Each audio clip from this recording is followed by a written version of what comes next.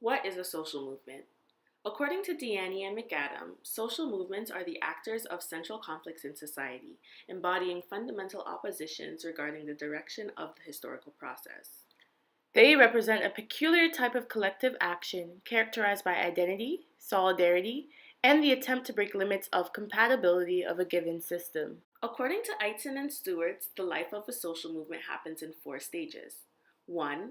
It attracts members through societal condition. 2. Grievances become focused. 3. It moves towards organization. And 4. The movement becomes integrated into society.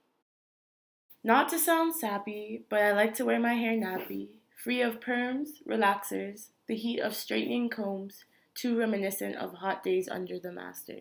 The natural hair movement is a movement which originated in the US in the 2000s, which encourages women of African descent to keep their natural Afro-textured hair.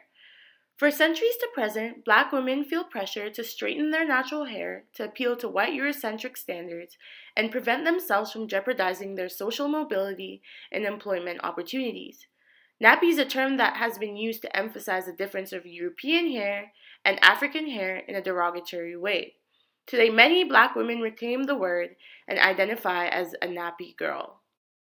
When I say I love my naps in the back, it's truly because I love them like that. The movement focuses on protective styles that protect the hair from any physical manipulation, heat, chemicals, or climate factors.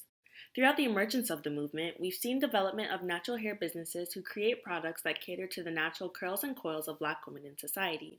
Moreover, social media has played a big part as people use online platforms to promote these products and encourage black women to embrace their natural hair. It spread from music videos, movies, TV shows, and children's books to even natural hair festivals. My sister, my nappy roots go all the way back to the lands of kings and queens who were sun-kissed so black, to Queen Cleo and Queen Nefertiti, to linguists espousing history in the pyramids of Egypt. Prior to enslavement, Afro-textured hair was considered elegant and a representation of age and rank within communities. Upon arriving to the United States, slaves working outside had no choice but to neglect their hair. Slaves who had more European features, lighter skin, straighter hair were more likely to work in the slave master's house, where conditions were not as severe as those in the fields. Post-slavery, lighter-skinned black women were more likely to elevate in society, as entrance into churches and organizations depended on the presence of whiter features. In the late 60s, with the emergence of the Black Power movement, natural hairstyles became politicized, specifically the afro and dreadlocks. After the decline of this movement, straight hairstyles that resembled the dominant portrayal of white women's hair texture gained popularity. Black women with straight hair faced accusation of low self-esteem and a desire to assimilate into white society. My hair is a daily visual reminder that my people persisted in the wake of severe resistance. Since slavery, black hair has been viewed as inferior. This view still exists in today's dominant culture as black people continue to be discriminated against professionally because of their hairstyles. Grievances with the system led black women to start the natural hair movement to protest Eurocentric standards.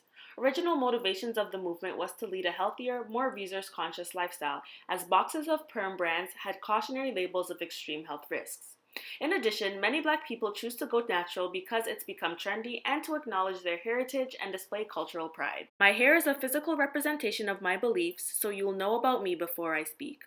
Celebrities and magazines incentivizing white women to achieve black styles without acknowledging their roots begs the question of whether this adoption is appropriation or appreciation. Moreover, with the decline of the Black Power movement, should we expect the natural hair movement to lose momentum as well? Critics today say that the natural hair movement is characterized by a form of hierarchy. Salons charge extra depending on your hair type, which contributes to the social construction of hair, when in reality, black women have a multitude of hair textures. Natural hair companies face criticisms for designing products for women with hair like Lupita, but marketing those products through women with hair like Zendaya. Some believe women with looser curls and multinational corporations have all hijacked the movement. The future of the natural hair movement will be impacted if one type of natural hair is idolized. So when I say I love being black, and I love all the slinky kinks in the back, it's because there's so much history wrapped up in every single coil of my naps.